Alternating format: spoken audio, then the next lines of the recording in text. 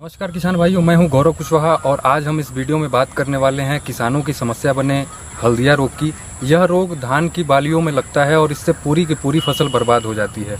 आज हम इस रोग के बारे में बात करने वाले हैं अपने विशेषज्ञ से, जो बताएंगे कि इस रोग की रोकथाम के लिए किसानों को क्या आवश्यक कदम उठाने चाहिए या फिर कौन सी दवाइयों का प्रयोग हमें करना चाहिए जिससे हम अपनी फसल बचा सकें।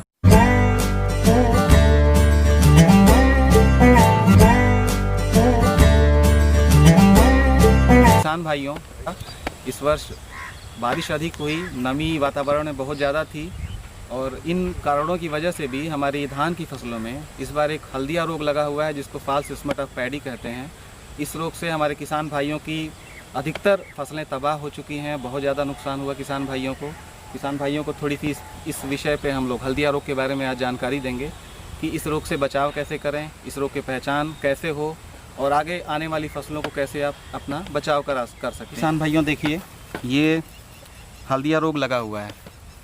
ये जो आपको नारंगी रंग के, अब तो ये धीरे धीरे इनका रंग बदल रहा है, नारंगी रंग के ये बीजाणु हैं।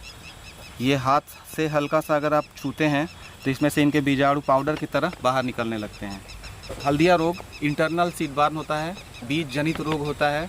इस रोग के बीजाणु जो होते हैं वो बीज के अंदर ही होते हैं और बीज के अंदर ही उनका बीज के साथ ही पौधों के साथ इन बीजाणुओं का इनकी फफूंदी होती है, पौधे के अंदर विकसित होती रहती है और जब पौधा पैनिकल स्टेज में आता है या फ्लावरिंग स्टेज में आता है तब इनके बीजाणु किसी एक पैनिकल के अंदर, एक फ्लावर के अंदर, एक जो दाने आप कहते हैं इनके अंदर ये अपना वेजिटेटिव रिप्रोडक्शन शुरू करती है, ये फंजाई, ये फंगस जो है। और उसके बाद ये पूरा दाना नारंगी और पीले रंग के बीजाणुओं से भर जाता है जो कि ज़रा सा छूने पर हवा में उड़ जाते हैं। ये देखिए हवा में उड़ते हुए, और ये जब भी हवा से उड़कर किसी स्वस्थ पौधे की बालियों पर पहुंचते हैं तो वहाँ पे फिर से अपना इन्फेक्शन शुरू कर देते हैं और वो बाली भी प्रभावित हो जाती है हल्दिया रोग से। इसको अंग्रेजी में फॉल्स स्मट ऑफ पैडी कहते हैं और ये रोग बहुत ही ख़तरनाक है। एक बार लग गया तो इससे बचाव का कोई उपाय नहीं है। इससे बचाव कैसे करें किसान भाइयों? बीज का यदि हम बीज शोधन कर लेते हैं किसी भी अच्छे फफूंदी नाशक से, जैसे कार्बेंडाजिम या टेबुकोनाजोल, तो यदि हम बीज शोधन कर लेते हैं तो इस रोग लगने की संभावना बहुत कम हो जाती है। क्योंकि ये बीज जनित रोग है इसलिए बीज शोधन बहुत आवश्यक है किसी सिस्टेमिक फंगीसाइड से। और उसके बाद फसल लगाने के बाद जिन खेतों में इस तरह के हल्दिया रोग या जिन प्रजातियों में ये रोग लगा हुआ था वहाँ पे थोड़ी सावधानी बरतनी पड़ेगी कि पैनिकल स्टेज के पहले ही एक बार आप एक सुरक्षित रसायन का छिड़काव कर दें जिससे ये रोग लगने ना पाए। इससे बचाव के लिए प्रोपिकोनाजोल 25% ईसी नाम की एक दवा आती है, फफूंदी नाशक है, सिस्टेमिक फंगीसाइड है।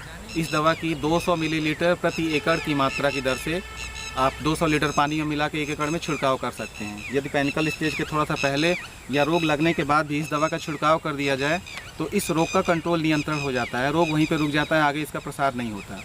और इस प्रकार हम इस रोग से अपनी फसल का बचाव कर सकते हैं। हमेशा ये ध्यान रखें कि ये बीज जनित रोग है।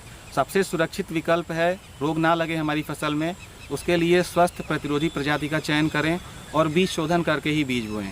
और जितनी भी हम लोगों ने पाया है कि जितनी हाइब्रिड प्रजातियां हैं, जैसे दामिनी, मोती गोल्ड, पायनियर या कुछ और भी अन्य हाइब्रिड प्रजातियाँ, इनका उत्पादन तो अधिक होता है लेकिन ये प्रजातियाँ रोग के प्रति ज़्यादा संवेदनशील होती हैं, जिनको बोलते हैं इम्यूनिटी। इनका रेजिस्टेंस पावर बहुत कम होता है इन रोग के प्रति। यदि कोई रोग लग गया और प्रीडिस्पोजिंग फैक्टर के रूप में, जैसे यदि नमी बहुत ज़्यादा हो गई, रिलेटिव ह्यूमिडिटी 90% के आसपास, तापमान 25 से 35 डिग्री सेल्सियस, ये बहुत ही अनुकूल परिस्थितियाँ होती हैं इस रोग को फैलने में और मदद करती हैं। तो यदि ये परिस्थितियाँ मिल जाती हैं तो ये रोग तेज़ी से फैलता है।